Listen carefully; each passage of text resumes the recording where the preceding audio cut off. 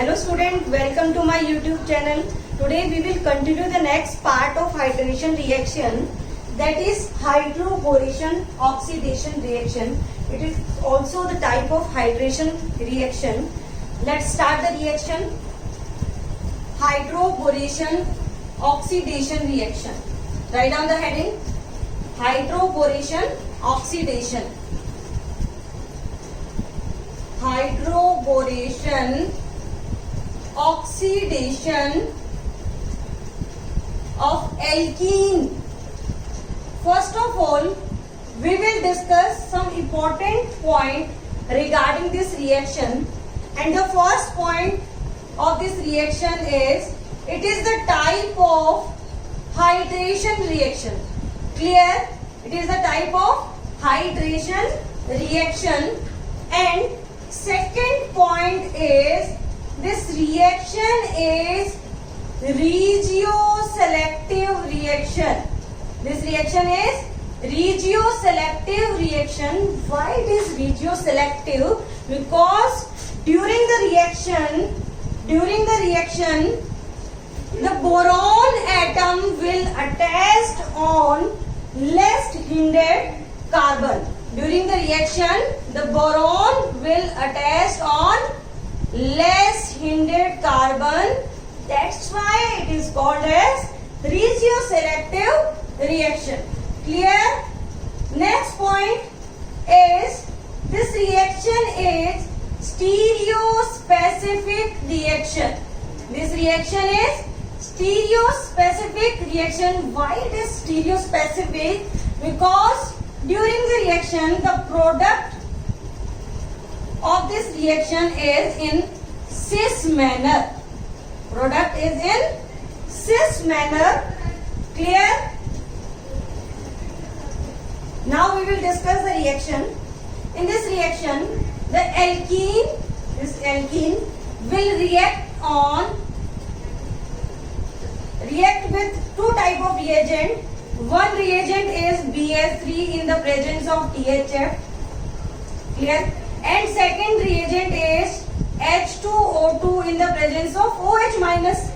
Clear? And the product of this reaction is this one. This is H and this is OH, and in this reaction 3 mole of alkene can be reacted and the product form is N2BO3. Clear? Now we will discuss the mechanism of this reaction, and we will also discuss the regioselective point of this reaction and stereospecific point of this reaction. Clear?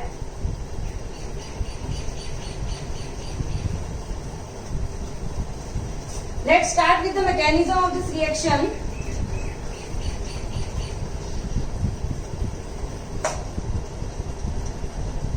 This is alkene.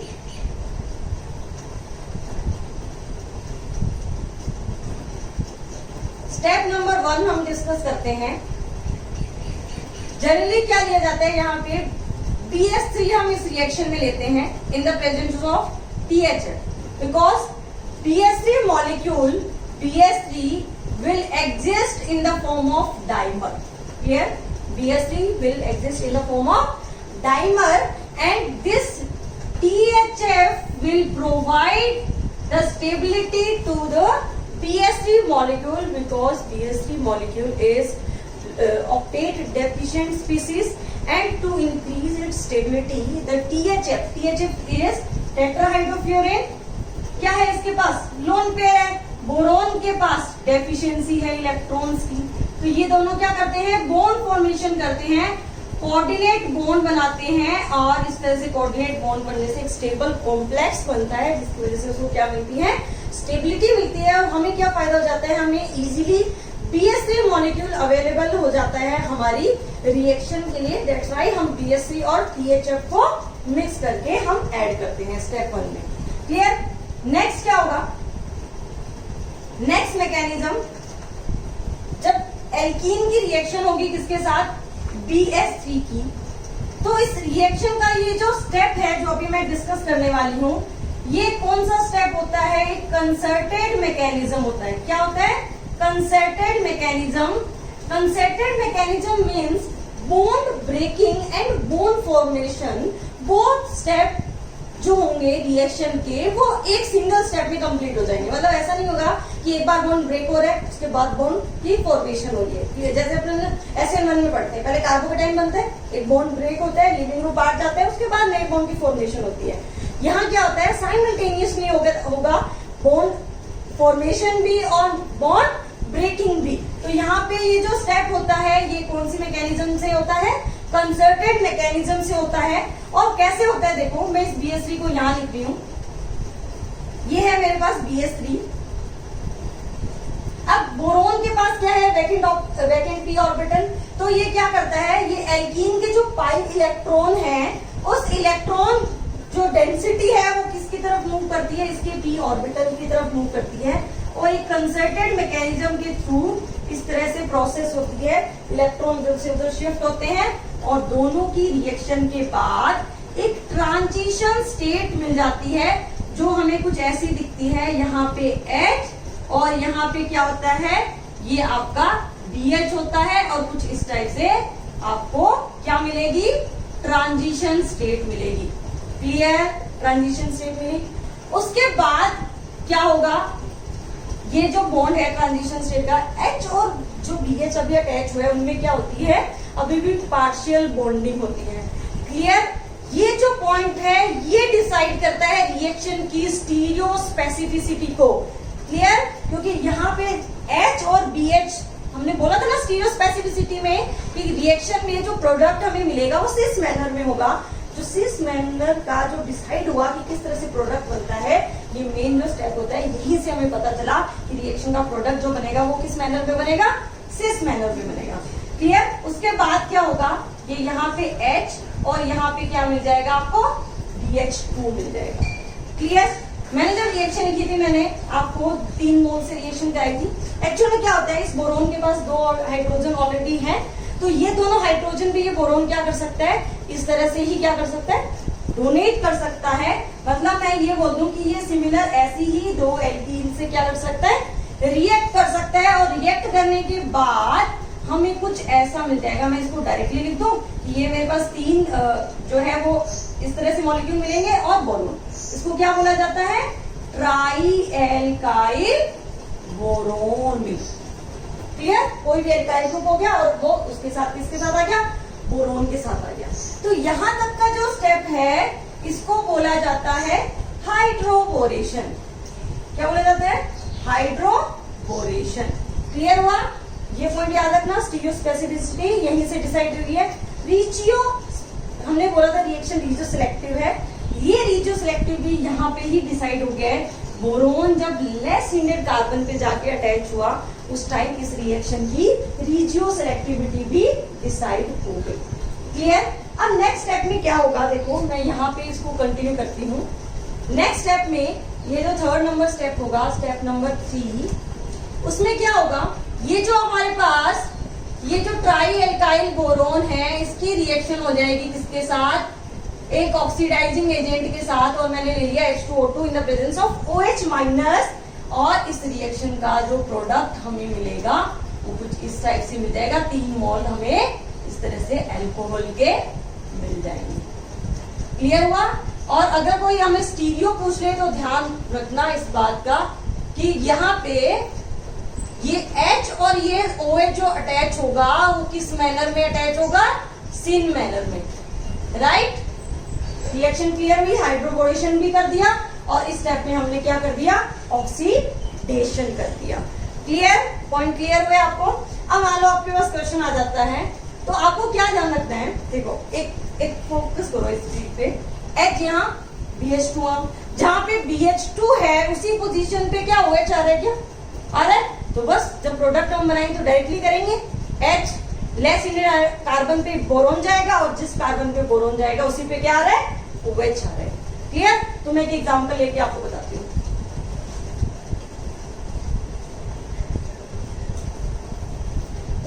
एक तो example ले लेते हैं अपन, मेरे साथ साथ करते रहो आप। तो एग्जांपल ये दिया मैंने, ये दिया मैंने, और एक और दे दिया मैंने।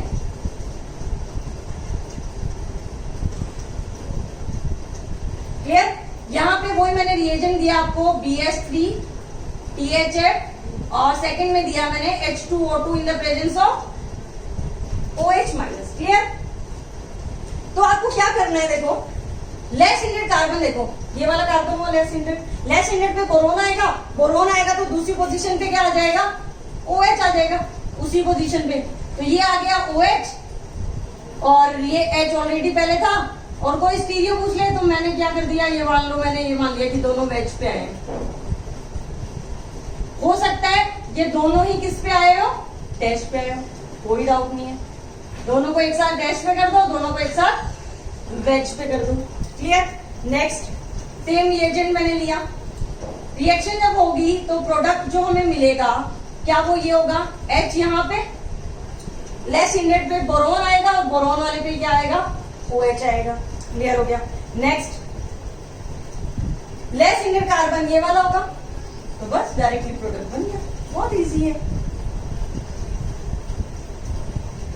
ये यहां से हटाया मैंने, यहां पे H और यहां पे क्या आ गया, OH आ गया। क्लियर? एक और ले लेते हैं।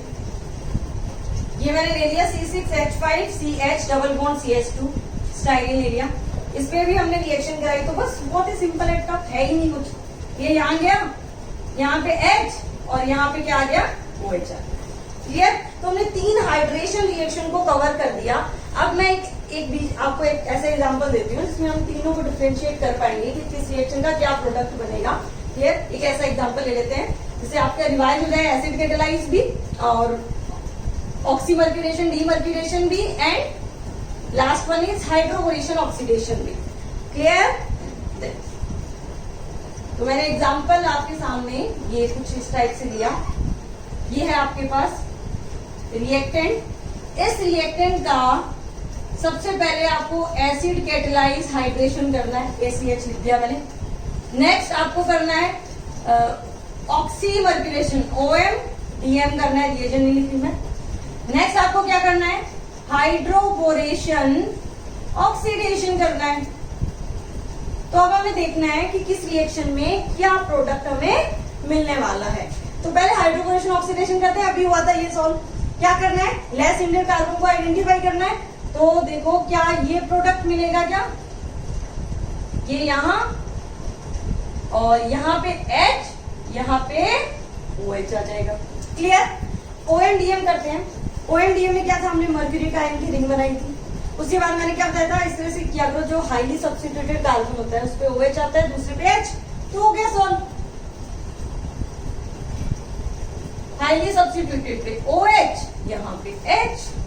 क्लियर? नेक्स्ट अगर मुझे एसिड कैटालाइज हाइड्रेशन करना है तो एसिड कैटालाइज में क्या होता है, सबसे पहले तो मुझे ऐसे लग रहा है कि कार्बोकेटाइन बनेगा। ये रिंग के इलेक्ट्रॉन शिफ्ट होंगे, डायरेक्टली करके बता रही हूँ मैं, ये कार्बोकेटाइन बनेगा। उसके बाद क्या होगा, उसके बाद रीअरेंजमेंट होगा और रीअरेंजमेंट ड्यूरिंग द रीअरेंजमेंट ये यहां से यहां जाएगा तो एक 6 मेंबर रिंग की फॉर्मेशन हो जाएगी। क्लियर? देन फिर से रीअरेंजमेंट होगा और I think this one is the stable intermediate of this reaction and finally the product will be this one. Clear? तो एसिड कैटालाइज का ये वाला प्रोडक्ट है, OMDM का ये प्रोडक्ट है, हाइड्रोबोरेशन ऑक्सीडेशन का ये वाला प्रोडक्ट हमें मिल गया। अगर हमसे क्वेश्चन आ जाए आइसोमेरिज्म को कंबाइन करके क्वेश्चन पूछ लिया जाए कि इनमें क्या रिलेशन है, 1 मिनट सोच बताओ मुझे, 1 सेकंड वीडियो को पॉज करो और बताओ मुझे इनमें क्या रिलेशन है। आइसोमर हुए ये, कौन से आइसोमर होंगे ये आप आइडेंटिफाई करना, मुझे बताना कौन से आइसोमर हुए। ये पोजीशन आइसोमर। क्लियर? और ये दोनों कौन से आइसोमर हुई, इसको और इसको चेक करना हो तो मुझे कौन से आइसोमर हो जल्दी तो, रिंग चेन आइसोमर। यहाँ पे मेन चेन ये, यहाँ पे मेन चेन ये। क्लियर? तो हमने टॉपिक हमारा कंप्लीट हो गया है हाइड्रेशन रिएक्शन। अच्छे से इसके भी क्वेश्चंस ट्राई कर लेना, मिक्स क्वेश्चन भी सॉल्व कर लेना। Clear? Thanks for watching, bye bye, all the best.